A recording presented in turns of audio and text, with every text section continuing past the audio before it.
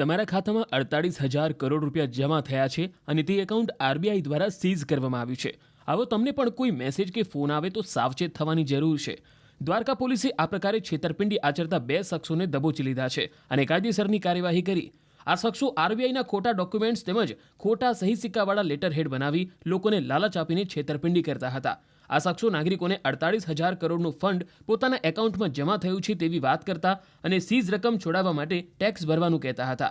જો કે આ અંગે પોલીસને ફરિયાદ મળતા પોલીસ એક્શનમાં આવી હતી અને છેતરપિંડી આચરતા 2 શખ્સોને ઝડપી પાડ્યા હતા। એ લોકોએ આરબીઆઈના ખોટા દસ્તાવેજ ઊભા કરીને એવી રીતે એક સ્ટોરી બતાવતા હતા કે એ લોકોના 48,000 કરોડ જેવા જે રકમ છે બેંક અકાઉન્ટ આરબીઆઈ સીઝ કરી લીધું છે। એને અનફ્રીઝ કરાવવા માટે અગર સામાવાળા જેના સાથે છેતરપિંડી થાય છે એ લોકો એક મોટી અમાઉન્ટ અગર ફાઇન આપી દે તો એમાંથી જે અનફ્રીઝ થશે 48,000 કરોડ એમાંથી જે છે અમારા જે ભોગ બનાર છે એનામાંથી એને એ ફાયદા મળશે। એ બધું સ્ટોરીના આધારે એ લોકો જેટલા પણ ભોગ બનાવે એના સાથે કમિશન લઈને એક મીટિંગ ગોઠવતા હતા। પછી એને ખબર જ હતી કે કોઈ એટલું મોટો અમાઉન્ટ તો ભરશે નહીં, બટ એના સાથે ઘણા લોકો સાથે એવી રીતે એને ચીટિંગ કરી હતી। એમાં અમને અત્યાર સુધીમાં 2 આરોપીને અટક કરી લીધું છે અને બીજા માટે પણ અત્યારે અમારી કાર્યવાહી ચાલુ છે। તમારા ખાતામાં 48,000 કરોડ રૂપિયા જમા થયા છે અને તે એકાઉન્ટ આરબીઆઈ દ્વારા સીઝ કરવામાં આવ્યું છે। આવો તમને પણ કોઈ મેસેજ કે ફોન આવે તો સાવચેત થવાની જરૂર છે। દ્વારકા પોલીસે આ પ્રકારે છેતરપિંડી આચરતા 2 શખ્સોને દબોચી લીધા છે અને કાયદેસરની કાર્યવાહી કરી।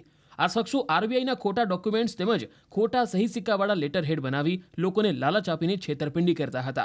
આ શખ્સો નાગરિકોને 48,000 કરોડનું ફંડ પોતાના એકાઉન્ટમાં જમા થયું છે તેવી વાત કરતા અને સીઝ રકમ છોડાવવા માટે ટેક્સ ભરવાનું કહેતા હતા।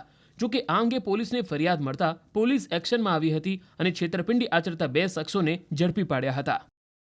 એ લોકોએ આરબીઆઈના ખોટા દસ્તાવેજ ઊભા કરીને એવી રીતે એક સ્ટોરી બતાવતા હતા કે એ લોકોના 48,000 કરોડ જેવા જે રકમ છે બેંક અકાઉન્ટ આરબીઆઈ સીઝ કરી લીધું છે। એને અનફ્રીઝ કરાવવા માટે અગર સામાવાળા જેના સાથે છેતરપિંડી થાય છે એ લોકો એક મોટી અમાઉન્ટ અગર ફાઇન આપી દે તો એમાંથી જે અનફ્રીઝ થશે 48,000 કરોડ એમાંથી જે છે અમારા જે ભોગ બનાર છે એનામાંથી એને એ ફાયદા મળશે। એ બધું સ્ટોરીના આધારે એ લોકો જેટલા પણ ભોગ બનાવે એના સાથે કમિશન લઈને એક મીટિંગ ગોઠવતા હતા।